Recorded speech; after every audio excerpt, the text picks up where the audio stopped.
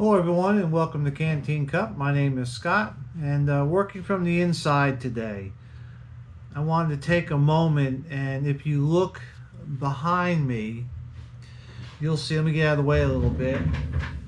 If you can see, I have a bunch of tubs up on these shelves. Okay, those are the tubs that I talk about when I am explaining about bugging out. When I bug out, I take things out of my room, I put them in my truck, and I go.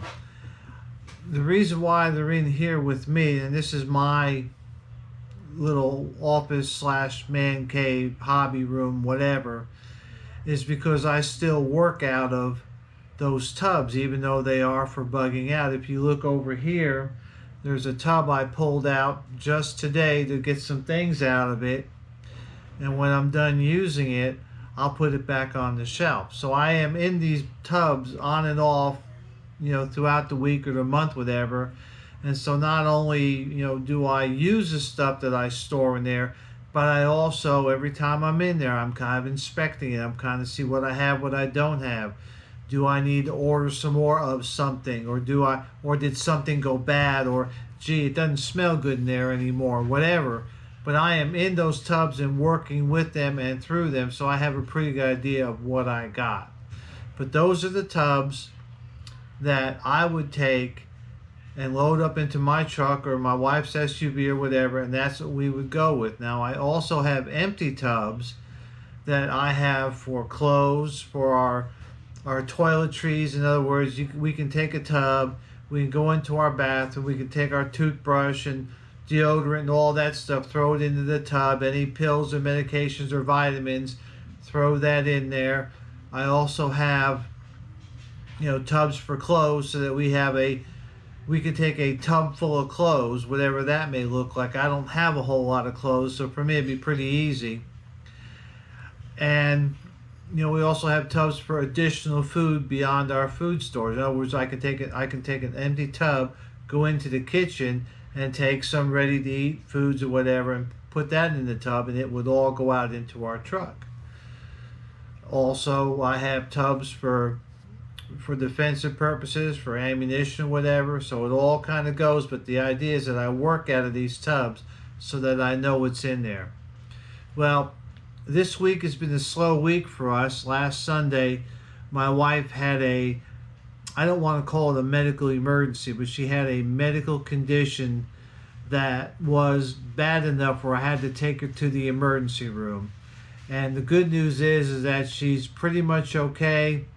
However, we still have to go send her out for some tests. And so over the next week, she'll be going to the hospital, whatever, and getting some tests. Both of us are fairly healthy people. And so I wanted to, remind people that as we get older, we don't want to quite get as far away from medical facilities as we'd like to.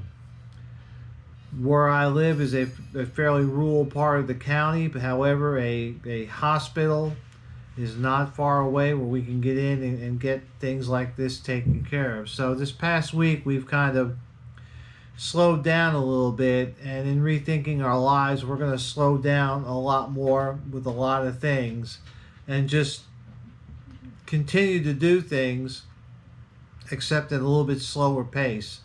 Our last year was pretty hectic, going from buying a piece of vacant land back in May, which means we started looking at it in like March, to actually living on the property, to improving the property.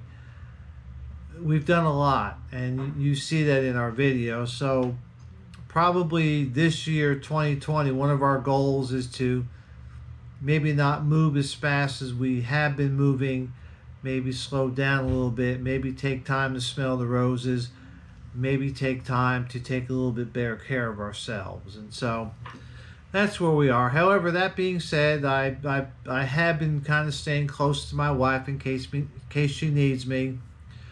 Tomorrow, if the weather's okay, maybe the first time I venture out into my newly cleared field. I need to take my tractor out and rake it again, but that won't be long. But for next week or so, I'll be kind of close to home.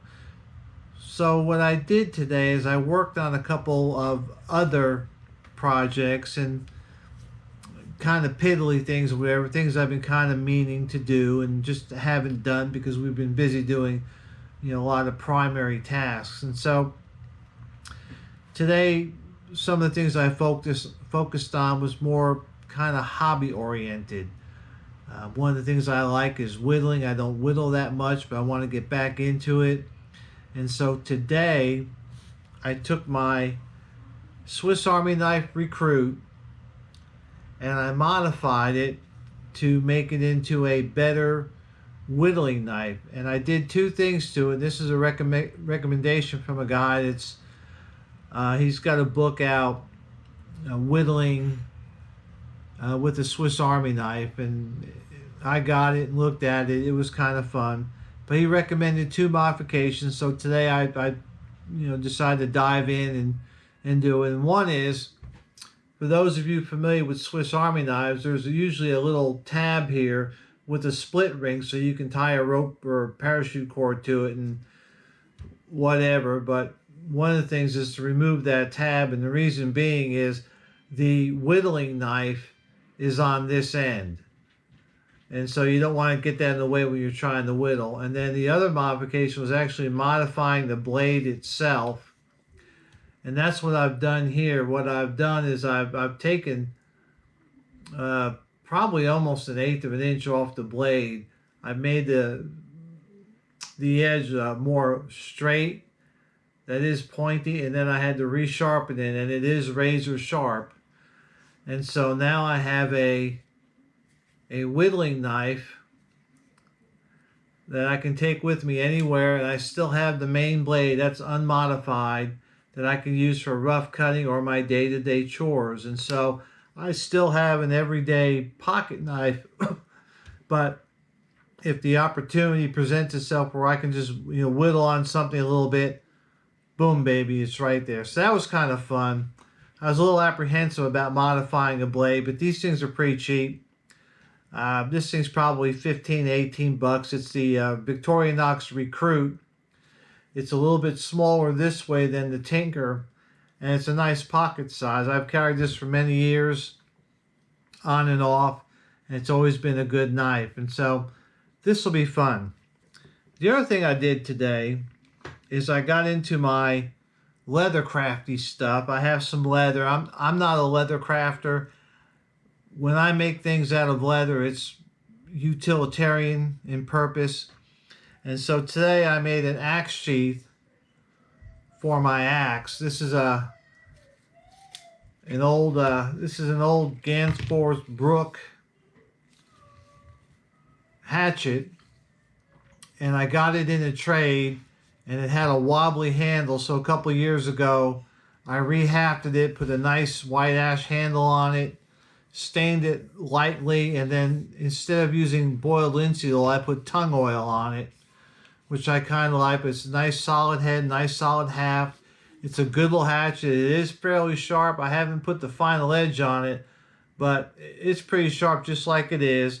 But I didn't have, when I traded for this, it didn't come with a sheath, and so it kind of sat in my knife box. I have a tub that's got all my knives and stuff in there, and it just kind of languished there. Then today I decided to get out and just make a very simple sheath. It's nothing to it. These are copper rivets, some parachute cord, and a piece of leather. It's dyed a medium brown. Again, it's not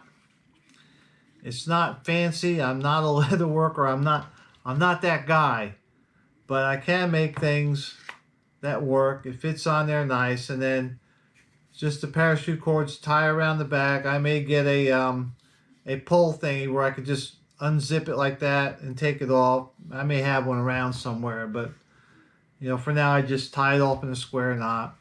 And that's really what I've done today. Just hanging around the house, making sure my wife is okay, making sure everything's going okay in the house. And doing some things that I've kind of put off doing because I was doing other things.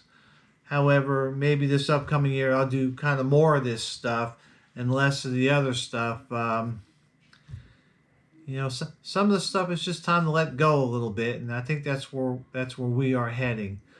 Will we get a garden in this year?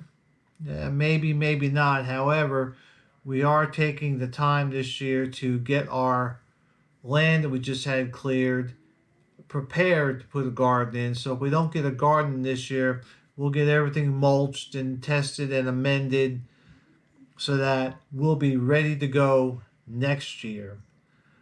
We may get a fall garden in, maybe not. But when you clear land like this, there's a lot you have to do. You have to clear the land, then you have to get the roots, and then you have to rake it, and then you have to come back, and then you get the soil tested. Then you add whatever you need to make the soil right. And then after you do that, then you mulch it. And then once you get the mulch built up, you let the mulch sit for a couple months. It just takes time. But, could we hurry up and get something in this year? Yeah, probably. But do we want to? Would it be better if we wait and do it right and get the earth the way we want it? That's what we're thinking, and that's where we're heading. So that's all I got for today. It's an indoor video. Like I said, I'll be in the next couple days doing kind of little stuff like this, and don't worry about my wife. She is okay. But like I tell people, getting old is not for the weak. We all have our stuff, and it's not going to get any better. I can guarantee you that. So you just have to live with what you got. And then sometimes that means slowing down a little bit. Sometimes that means adapting to your situation. But never give up. Like they say in the movie Galaxy Quest, never give up, never surrender. And for my fellow brothers and sisters out there, NSDQ. So you all take care. Stay safe and stay secure.